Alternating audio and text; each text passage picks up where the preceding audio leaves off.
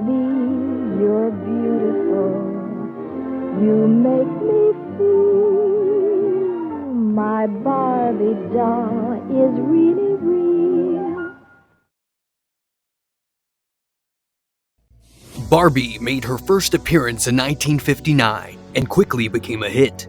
The main reason for the success of Barbie is the doll was a symbol of independence and empowerment for girls, and she helped to change how girls saw themselves. But did you ever wonder who was the lady that started Barbie? Her name was Ruth Handler, a visionary businesswoman who changed the lives of many girls. Barbie started as a fashion doll in the toy world for decades. Barbie is the brainchild of Ruth Handler and the team of Mattel. Ever since her first appearance back in 1959 at a toy fair in New York, she's been a massive hit, stealing the hearts of kids all over the globe. Barbie's design and overall looks are inspired by the German doll called Bild Lilli. But Ruth wanted to create something even better. She wanted something unique. So she came up with the toy that was for kids, but at the same time was a teenage fashion model, and named her after her daughter, Barbara. Early life. Ruth Mariana Moscow, born on November 4th, 1916, was an American businesswoman and entrepreneur, and is best known for being one of the co-founders of the company Mattel. Her contributions to this company were tremendous. She and her husband, Elliot Handler, shaped the industry and created one of the most popular toys ever, Barbie. Ruth Handler was born to Polish-Jewish immigrant parents Jacob and Ida Moscow, and had a humble background since she grew up during the Great Depression, which had a huge impact on her early life. Even in those hard times and the challenges she faced, Ruth was more than determined and ambitious from a very young age. Growing up in Denver, Ruth attended local schools and was interested in business and entrepreneurship. After graduating from high school, she attended the University of Denver, but soon dropped out to pursue other and better opportunities. She married Elliot Handler in 1938, who was with her since high school, and later became her business partner. The journey. In the early 40s, Ruth and her husband Elliot became partners and started the company Mattel.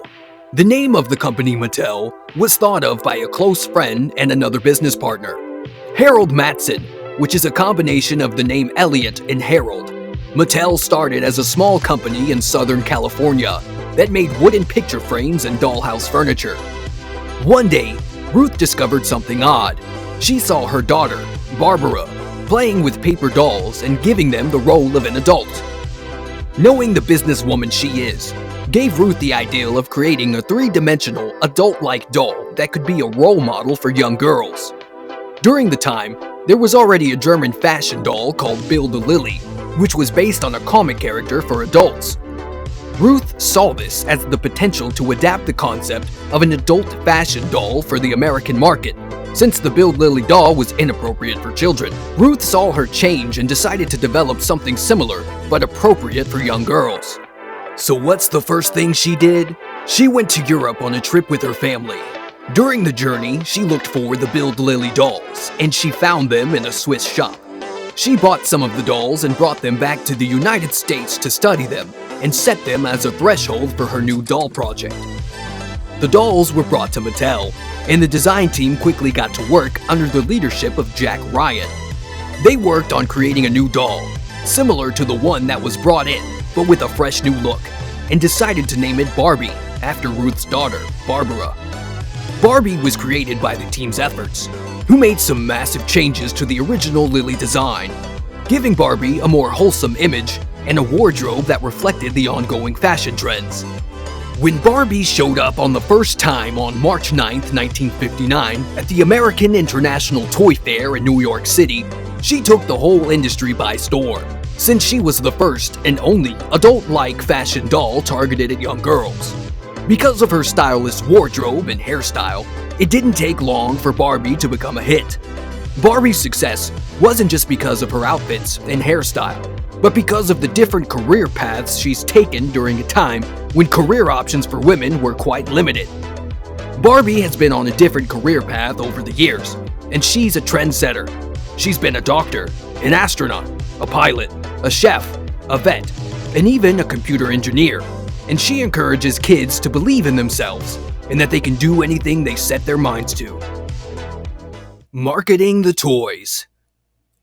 Let's go back to the late 40s, when Mattel was just a small company that made wooden frames. A time period that was called the baby boom, during the post-war era. By the second half of the 1940s, there were a lot of kids running around, and they all wanted what every other kid wanted, which was toys to play with. Mattel was going nowhere with their wooden frames business, and had a lot of leftover materials lying around. So they decided, why not make teeny tiny dollhouse furniture from it? This turned out to be a great idea, and things started to take off for Mattel. They shifted gears and went all in on making toys, which was a smart move since they realized the real money was in the toy market. In the 50s, Mattel wanted to figure out how to reach more kids and boost their sales. Lucky for them, there was Disney's The Mickey Mouse Club. This show was a hit with the kids. Mattel saw this as a chance to become one of the show's sponsors. They took a huge risk here because back then it cost them $500,000 for a whole year of advertising, which is an insane amount of money for a company of their size. But anyways, they took the risk, and it totally paid off. They used the show to promote their new toy called burp guns, and later got a little creative by making toys based on the show's characters, like the mouse guitar.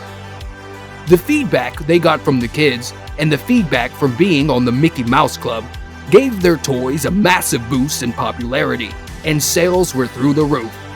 This one move changed the game, since this was the first time a company directly advertised toys to kids on TV. And later, in 1959, Barbie became a massive success, turning Mattel into a leading toy company. The Mattel Scandal. Things were going great, but in 1971, Mattel got into serious trouble. A fire broke out at one of their production plants, and a strike, messing with their material supply, meant they were behind in a bunch of toy orders. Instead of being honest with their investors and telling them sales were down, they decided to pull off a sneaky move. They started reporting unfiled orders as if they were completed sales.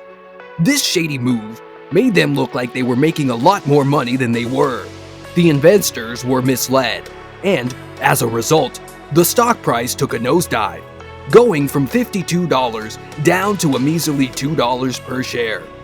The people behind the whole mess were the CFO, Seymour Rosenberg, and even the CEO, Ruth Handler. Things got so bad that the SEC had to step in and charge Mattel with charges for inflating their sales by $14 million in just 1 year. The people were shocked, and to recover from this damage, Ruth and Elliot were forced to step down from their roles in the company, since even the investors were furious and came at Mattel with lawsuits, demanding their money back, making Ruth and Elliot sell a bunch of their own stock to compensate the investors. Even after all that, Mattel somehow managed to survive and kept making new toys. Evolution of Mattel and Barbie. Mattel figured out that because they make toys like Barbie and Hot Wheels means they're not just a toy company, but, in fact, they're an intellectual property. Intellectual property is whatever unique thing you innovate, like inventions, artsy stuff, symbols, and names. So Mattel realized that they have these fantastic brands, and they're not just some toys they sell. They saw the potential to take these characters and turn them into movies, TV shows, video games, and more. So, with that realization, they decided to go all out with their Barbie doll. This isn't the first time they're doing this either, since they've done some on-screen stuff with her before, like video games and TV films. But this time, they went big by giving Barbie a full-blown theatrical release. And guess what? The movie is directed by Greta Gerwig, a producer at Warner Brothers Films. The anticipation and hype for this movie have been insane. You see Barbie everywhere on social media and streaming platforms like YouTube. People have been doubting Barbie's success since she has been around since 1959 and was super popular for a long time. But over the years, Some people thought she was only meant for a particular crowd. This movie not only broke the stereotypes, but made Barbie a lot more relatable for everyone. The Barbie movie is a box office hit, and people couldn't wait to watch it in theaters. But the real question is, will they make a sequel? That depends on how well the first movie goes, and how well it does at the box office. If it gets an excellent rating and makes a lot of money, then there's a huge possibility you'll get to see another Barbie movie real soon. Since there's a lot of hype, and everyone is talking about it, the box office tracking data predicted a solid opening weekend of 110 million, which ended up exploding to 155 million. But for another sequel to happen, the director wants the film to gross over $500 million. That sounds like a lot, but who knows? A sequel might happen soon. What are your thoughts on Barbie? Let us know in the comments section down below. If you enjoyed today's video, please leave us a thumbs up, and remember to subscribe to our channel and click on the bell icon to be always updated with the most exciting content as soon as it's uploaded. Thanks for watching. See you again soon in another video.